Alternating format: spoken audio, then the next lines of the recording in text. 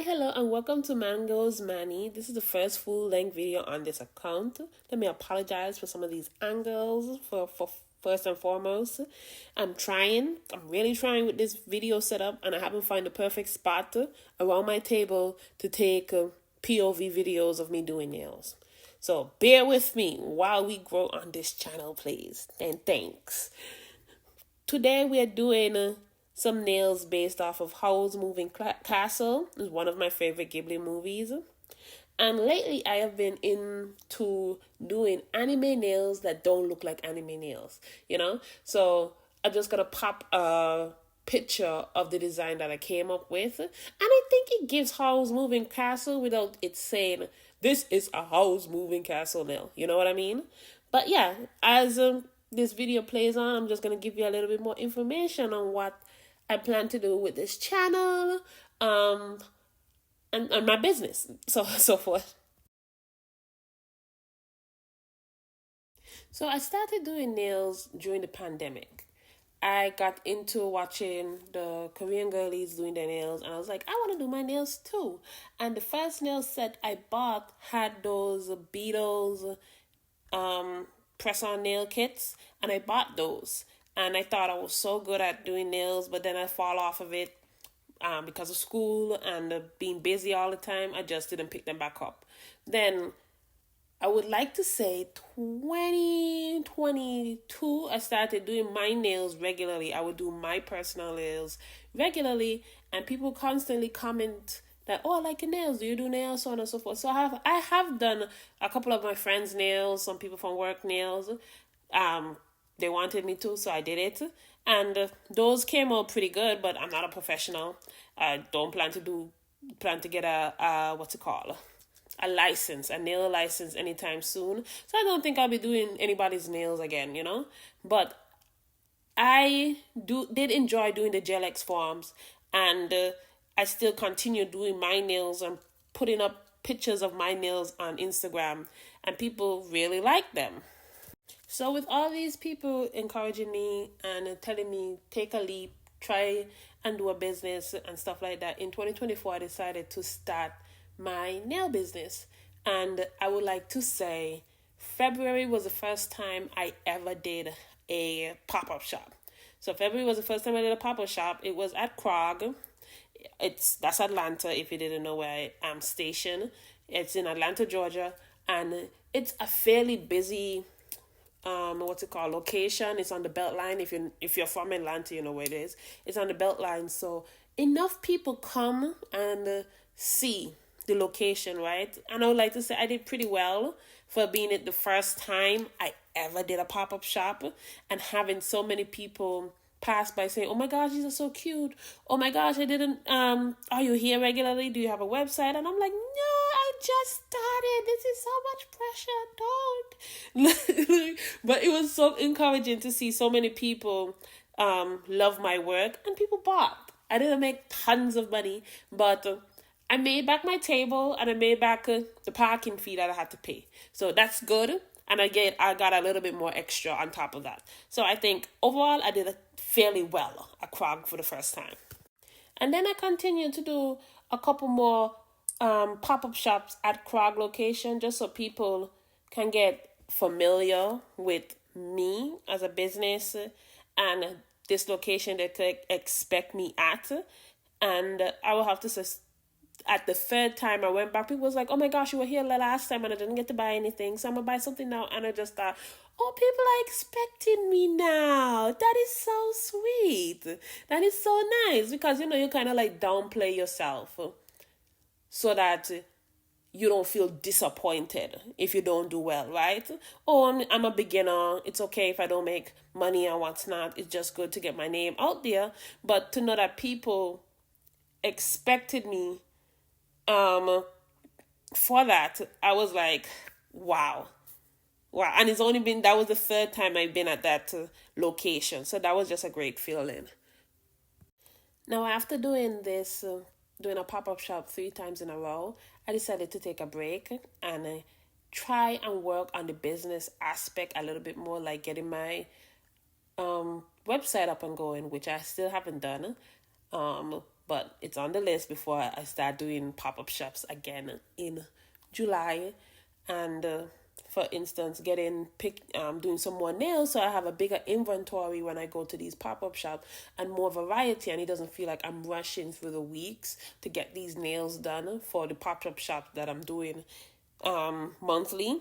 And with making a bigger supply of nails, I might be able to do maybe 2 pop-up shops a month, maybe 3 pop-up shops a month, because I make these myself. It is handmade nails, and they take a while. Oh, these nails, I forgot to tell you, these nails that I'm making in the video, I try and do my nails every time I have a pop-up shop and have new designs. So these nails were for a pop-up shop, so that people could see that I wear my own nails, I make my own designs, and advertising my own stuff. And some people recognize that it was from Howl's Moving Castle as well. So that's great. By doing a couple pop-up shops, you kind of realize the demographic that is around there. Krog isn't really like the nerdy, geeky, anime lover type crowd. It's more of a, what's the word? Clean girl aesthetic. People in corporate. People who's very, what's the word can I use? But you know what I mean. They don't want to be loud, and sometimes my nails are very loud because I mostly do anime nails, and I try to make anime nails that don't look like anime nails, so that people who might not know these things, or who are not interested in anime will still think, oh, that's cute, I'll get it, And during this little break that I'm taking, I hope to redesign my table, come up with a cohesive theme, because it's Mango's Manny, so orange is in there, and I don't want it to be like a stark orange. I want it to be like a more pastel-y orange. So I'm still working on my design, and it's going to change the more I get into it, so on and so forth. A little bit about me: I studied animation in college, so I was an artist for a little while, and didn't get a job in animation. Big whoop, But I do have a full-time job. I work overnights, and it can be a little bit daunting working over midnight and then having to wake up, try and get into this business, do my nails and stuff like that, get some orders done, and still have to go to work and do that every day. I still do go to the gym and still do this. So you're trying to balance life. And it's hard some days, but it's rewarding to see that people love the stuff that I make, and I'm not going to give up anytime soon. Doing this business for 3 months now, I would have to say that I still have a lot of growing to do, of course. Still have a lot of growing to do. Working on my brand image, working on social media, because I don't post. I have a personal Instagram account, but I barely post on that. So having to post regularly on my business Instagram can be daunting at times, because I don't want to do reels. I don't want to do pictures every day. I just want people to know I'm here, and that's why the pop-up shops are pretty good for me, because I could just have everything there and people pass by and see them, but at one point in time, going from I have to grow from a pop-up shop, and you have to put your name out there, and to get a following, social media is the best way to do it. So I'm trying my best with social media. I'm slowly getting into it. But it's kind of hard. Editing videos, making the videos, trying to make nails. It is a lot, It is a lot. But one day at a time, I'm trying. So at first, I didn't want to do a personal nail business. But because at my... I used to put up little videos of just me doing my personal nails, and I just thought it was cool because people said I love my nails. So I was like, let me post some little reels, some little shorts. So on my personal YouTube account, I have a couple of videos of me doing my own nails. And I was going to do a YouTube video of me doing my own nails, and maybe not, and then maybe get some kind of income from that. But a couple months ago, I damaged my nails really, really bad. And that's because I am an avid nail biter. So I thought, okay, I could bite off the nails and not buy my fingernails, but it damaged my nails really bad. My natural nail was lifting off of my nail bed, and I had to leave my nails alone for 5 months. And what I decided to do, and I also got a little bit of contact dermatitis as well. So what I decided to do is move from gel X and to do press-ons for me, and they worked as well. Even though I have like irregularly shaped nails, I thought the press-ons still work because I tailor them to fit my hand, fit my nail beds and stuff like that. And I decided I can expand on this and to do a business as well. And it has worked out well. My nails are no longer being damaged, especially since I try my best not to bite them.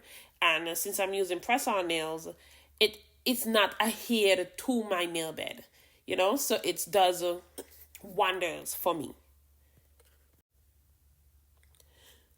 Moreover, unlike the business aspect of my thinking when it comes to press-on nails, I think press-on nails are supposed to be inexpensive. I don't think press-on nails are supposed to be expensive. They shouldn't cost $100 and something dollars. They shouldn't cost $200, $300, $400 and something dollars, unless the purse that what you are ordering is worth that much, because it takes a long time. For one, the tools to make them are not cheap. But if it's just regular nails and the design isn't that complex, I don't think it should cost an arm and a leg and half your hat, because press-on nails are supposed to be the more inexpensive, accessible nail products, at least to me. Yes, it's not going to cost as much as the press-ons in Walmart. It might cost more, but it's not going to cost as much as a full nail set, So when it comes to like pricing my nails, I try to price them at a reasonable price, especially since the pop-up shop that I regularly do, I don't think people expect to come to the side of on the side of a crosswalk and be like, hey, I'm gonna drop $85 on one press-on nail, So I try to price mine reasonably so that it attracts more people, and people don't think they're spending so much money on some nails that they themselves might not even reuse, And press-on nails are supposed to be reusable, but because we are so used to the flimsy one from like Walmart and stuff like that, we just throw them out, So I don't want people to think they have to spend an arm and leg just to have nice nails. But with that being said, I'm not going to do intricate designs and stuff like that. It's gonna cost me more money if you're really thinking about it. So if you want detailed work, if a person who orders a commission wants detailed work that looks amazing, character design, 3D artwork, so on and so forth, it's gonna cost a bit more, And I don't blame nail artists that charge that much, because charge what you feel like you're worth, and 9 times out of 10, their work are amazing. Their work is great. Like some of my favorite nail artists are Vivu, Nails by Dev. I don't know if I pronounce her name. Vivu. I think it's Vivu. I don't remember how to pronounce her name. But Nails by Dev, Drew Nails, and I think Howl Nails. I think those people, whatever they charge, it should be well deserved. Vivu does amazing work. Her nails are worth however much she charges for them, 300, 400, 500. Her attention to details is extraordinary, and hopefully one day I could get that great, Hopefully one day my mind works the way hers work when it comes to making nails. I am very much, inspired by her.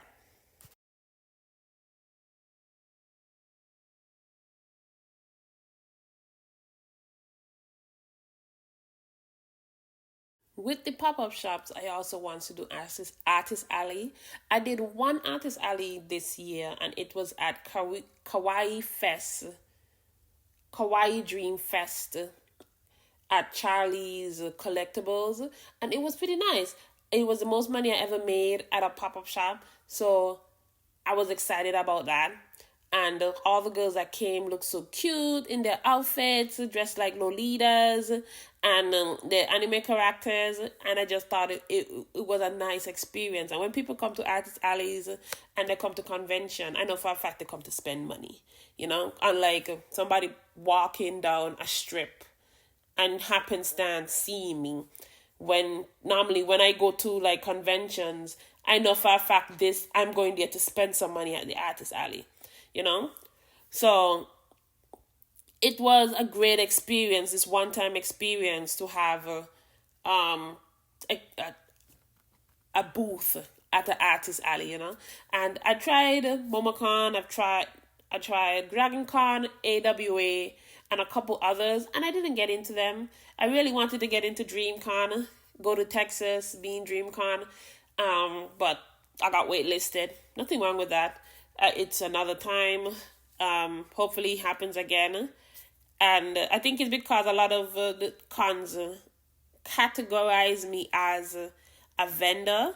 And I don't see myself as a vendor. I see myself as an artist because, one, I make all of these by hand. Yes, there might not be printed goods, but all of these are made by hand. And in order for me to make back money from spending on a vendor fee, I would have to make 10 times the amount that I would have at a regular booth. And I don't think that is feasible. I don't think that is feasible for me. I don't mind spending the $400 for Artist Alley. I feel like I could make back the $400 easily with the amount of supplies that I'll be able to make. But to do a, a vendor booth, it's right now, and the hours I'm able to spend to do nails, it just isn't adding up for me right now. And that's okay.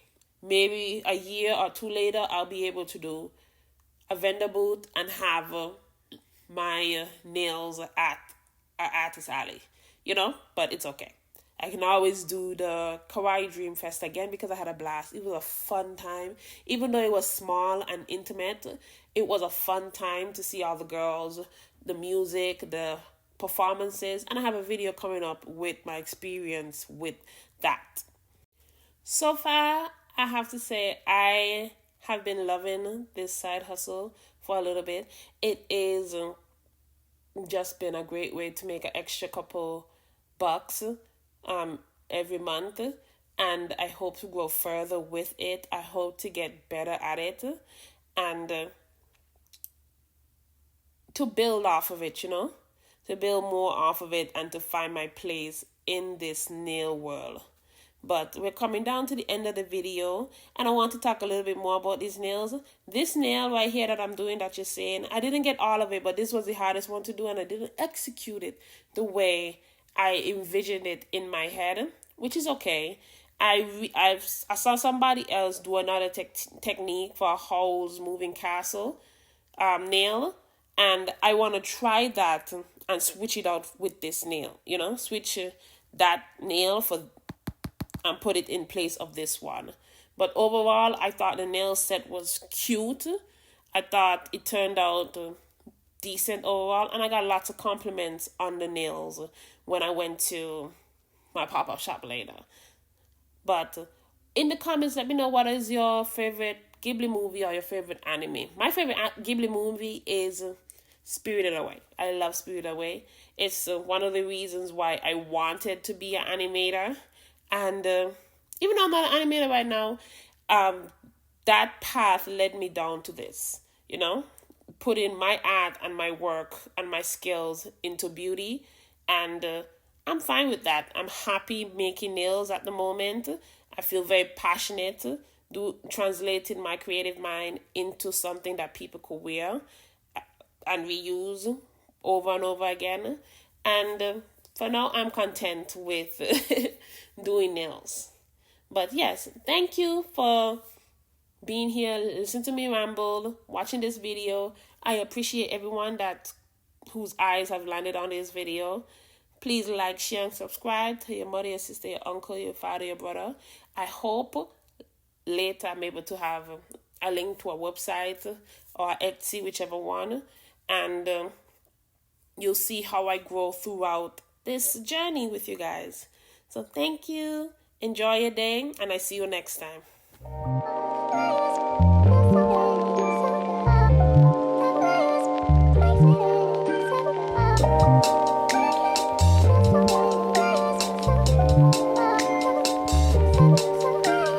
Making me hate you, probably think it's painful, but really I'm grateful. I think I've seen this before. This is the part where you say you want me to. I say I love you, then you go act a fool. That's how the story goes, just wanna let you know. No need to sugarcoat.